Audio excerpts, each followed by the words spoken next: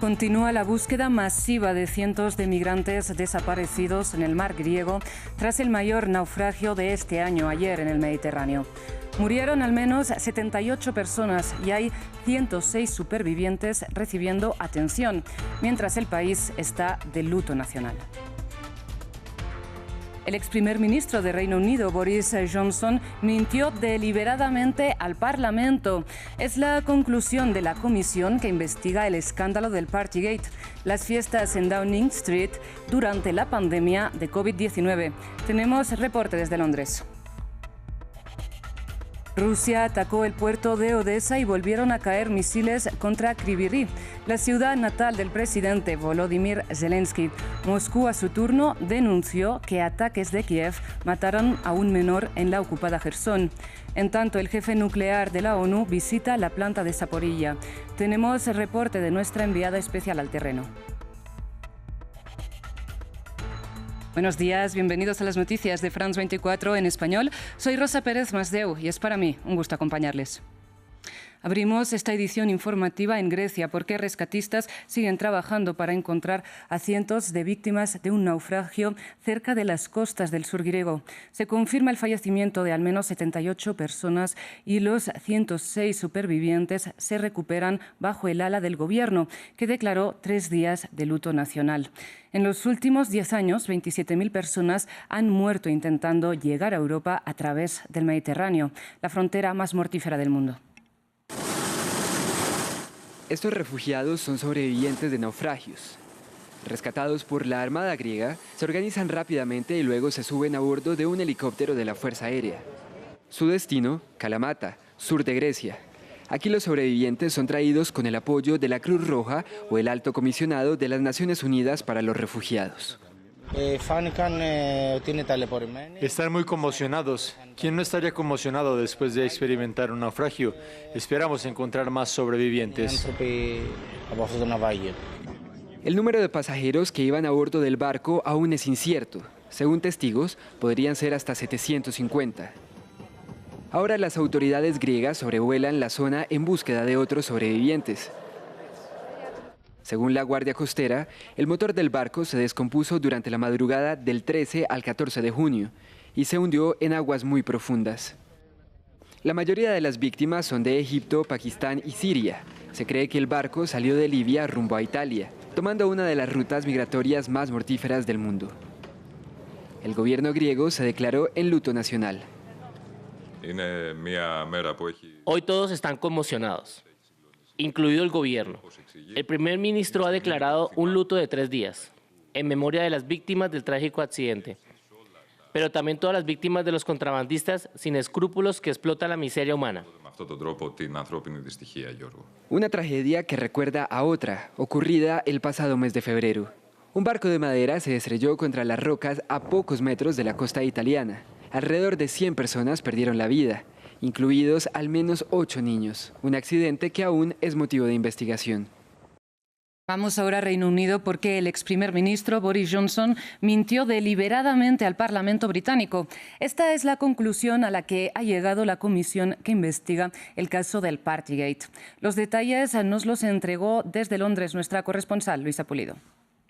Recomendó que si Johnson no hubiera renunciado como lo hizo el viernes pasado, hubiera sido suspendido por 90 días, que es un castigo mucho mayor de lo que se esperaba porque automáticamente casi perdería su silla en el Parlamento británico. Como lo mencionaba, se concluyó en este informe que Johnson mintió no solamente una, sino varias veces en lo que él llamó reuniones de trabajo porque se rompieron todas las leyes del distanciamiento social. Esta recomendación es bien interesante y extraordinaria porque recomienda que Boris Johnson no obtenga el pase de exdiputado, lo que evitaría que ingresara fácilmente al edificio de Westminster. Esta es en esencia una investigación política que tendrá que ser votada el próximo lunes y así se sabrá si los copartidarios conservadores de Johnson aún mantienen el apoyo o si ya están con el actual primer ministro Rishi Sunak. Cambiamos ahora de información, vamos con noticias de la guerra en Ucrania, porque el puerto de Odesa, en el sur del país, volvió a ser objetivo de la ofensiva rusa por segundo día consecutivo. Por otro lado, la ciudad natal del presidente Volodymyr Zelensky también recibió varios ataques, mientras Moscú denuncia que los ataques de Kiev mataron a un menor en la zona de la región de Jersón ocupada por las fuerzas del Kremlin. Además, las fuerzas rusas aseguran que han neutralizado 9 drones sobre la península de Crimea. En otras noticias de la guerra de Ucrania, el Kremlin dijo que no veía perspectivas positivas respecto a la renovación del acuerdo de granos del Mar Negro, dado que partes del acuerdo que afectan directamente a Rusia siguen sin cumplirse. El portavoz del Kremlin, Dmitry Peskov, se pronunció sobre el tema. Se está trabajando, pero la verdad es que no vemos perspectivas especialmente positivas. No las vemos porque no se ha cumplido todo lo que se acordó con respecto a nosotros. De eso partimos. No nos apresuremos. El Partido Liberal de Oposición de Australia expulsó al senador David Ban, señalado por su colega independiente Lydia Thorpe, quien lo acusó de agredirla sexualmente en el mismo Parlamento. Ban mantiene su escaño, pero pierde la afiliación a su grupo político y será investigado. Además, negó las acusaciones que se hicieron bajo privilegio parlamentario. Thorpe le dijo al Pleno que el político la tocó y amenazó en una escalera donde no había cámaras, por la época en la que se conoció la investigación independiente que probó la violencia sexual en el hemiciclo hace cerca de un año. El ejército de Israel mató a un joven palestino e hirió a otros 2 durante una redada en Nablus, en Cisjordania ocupada.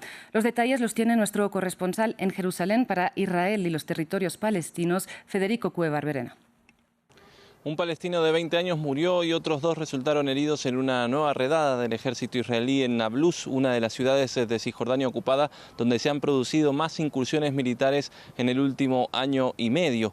Con vehículos blindados, las fuerzas israelíes entraron en la ciudad para demoler la vivienda de Osama Tawil, un miembro de la milicia Guarida de los Leones que está preso acusado de participar en el asesinato del soldado israelí Ido Baruch en octubre pasado.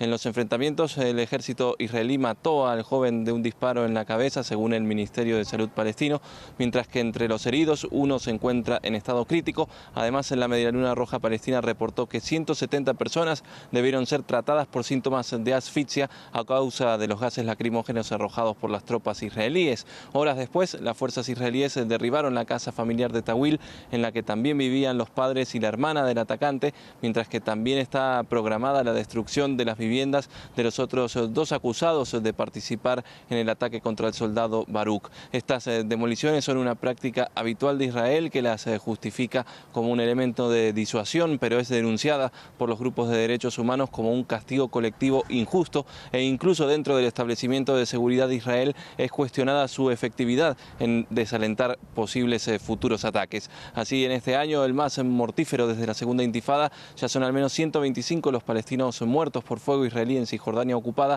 entre ellos varios civiles y 21 menores. Cambiamos de tema porque Corea del Norte pone de nuevo en alerta a la región con el lanzamiento de 2 misiles de corto alcance. El primer ministro japonés condenó los disparos que cayeron en aguas japonesas, coincidiendo con la visita del asesor de seguridad nacional de Estados Unidos, Jake Sullivan, a Tokio. El lanzamiento se produjo después de que Pyongyang protestara contra los simulacros militares conjuntos entre las fuerzas de Washington y de Seúl, considerados los más grandes de la historia. Vamos ahora con noticias de América Latina, porque en la provincia de Buenos Aires la iniciativa de una mujer permite alimentar diariamente a varias familias que de otra forma no podrían hacer frente a una inflación desbocada que en mayo alcanzó el 114,2% interanual. Sobre la crisis económica nos habla Umar Esa. multiplicar la solidaridad. Anaí Robledo, una antigua trabajadora doméstica que lleva ahora un comedor solidario, alimentaba hace poco a unas 15 familias diarias con su sopa comunitaria. Hoy son hasta 50 las familias en José Clemente Paz, a las afueras de Buenos Aires, que dependen de ella para aliviar el hambre. Me pone triste porque esto nada cambió. Nada cambió y todo sigue peor. A mí me gustaría que cada familia tenga un plato de comida en su mesa, que pueda comer con sus hijos y no venir a un comedor a buscar un plato de comida. 4 de cada 10 personas en Argentina han caído en la pobreza, en medio de una inflación que ha alcanzado el 114,2% en los últimos 12 meses. Solo el precio de los alimentos fue en mayo 5,8% más alto que en el mes anterior, a pesar de una leve desaceleración. Y eso incluye los ingredientes que Anaí se las ingenia para conseguir entre productos descartados. Nosotros vamos al mercado del concentrador y de ahí sacamos la verdura. Cuando salen los chicos para tirarla, nosotros las agarramos, las limpiamos, las picamos, las frizamos y ahí tenemos para cocinar. La inflación, la debilidad de la moneda local frente al dólar y el endeudamiento contribuyen a alargar la fila de los que cada día dependen de comedores solidarios como este en todo el país para alimentarse. Pasamos ahora a Canadá, donde el primer ministro Justin Trudeau advirtió que los fenómenos meteorológicos extremos serán cada vez más comunes. Y en medio de la oleada de incendios que azota el país, varios países han enviado bomberos de apoyo. Con el peor inicio de temporada de incendios forestales de su historia, Canadá pide ayuda a sus aliados. El miércoles, Portugal se convirtió en el último país en enviar un contingente de bomberos en apoyo.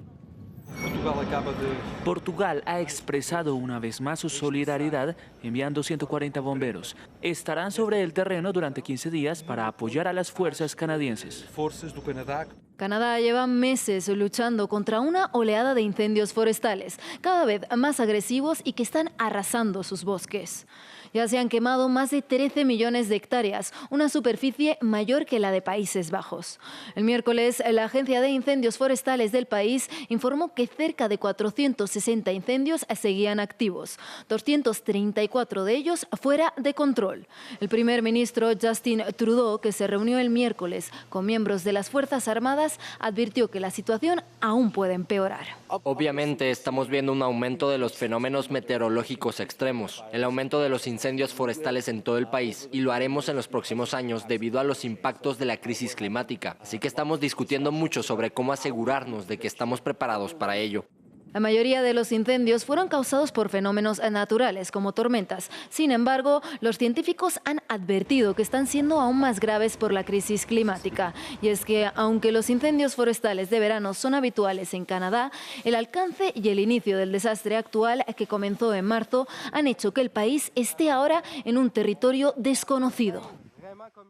Y cerramos en París, donde desde este miércoles y hasta el sábado se realiza Vivatech. Se trata de la feria de tecnología más importante de Europa.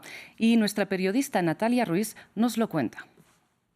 La feria tecnológica Vivatech es un gigante laberinto en donde más de 2.400 startups, principalmente de Europa, vienen a presentar sus diferentes productos. Hay de todos los gustos o para todos los gustos, que sea de inteligencia artificial, que sea también para inteligencia militar y otras cosas que se pueden aplicar más para el día a día, como esta empresa de Estados Unidos basada en Ohio que ha creado un neumático que no se pincha, así que parece que los neumáticos desinflados pueden ser cosa del pasado. Fabricamos llantas sin aire basadas en una tecnología de la NASA. Es una aleación de memoria de forma que se usó en el programa del rover que explora Marte. Fabricamos llantas sin aire para varios mercados, motos, bicicletas y eventualmente para automóviles.